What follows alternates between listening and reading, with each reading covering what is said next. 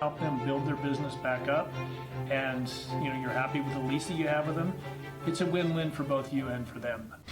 Everybody, thank you for tuning in. I had a regular viewer that reached out to me, and he bought his first retail investment back east, and he's owned it for a few months now. Now a tenant has come in and saying that they need a rent reduction, so I thought that would make some great content for everybody.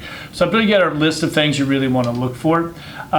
First thing you want to do is do your due diligence. You want to pull the lease and review it. Know the length of time they have left on the lease. Know your market rents, because if they have a fairly short time, or if they're way under market, you might be better off just letting them out of the lease and putting a new tenant in there. But now to get down to the nitty gritty, you want to kind of have in mind that you want to make sure this is a win-win for both you and for the tenant. It's a give and take.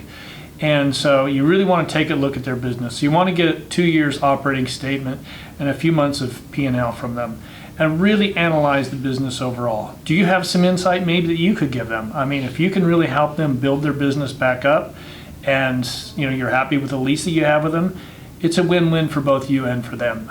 You might, if you're willing to give them a rent reduction, maybe you can take back a percentage of sales, something you want to look at.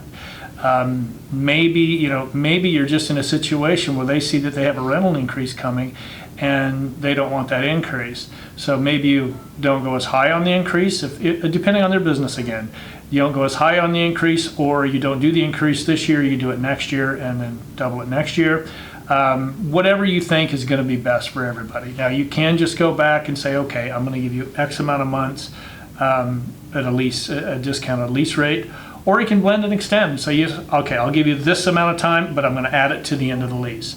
And so, there's so many things that you can do. Don't get yourself into a situation. You have to remember, this is just business, and this is just a transaction. You have to get through it. It's a negotiation. So, it's just something you're really going to have to deal with as you're owning these assets. So I hope this information helps.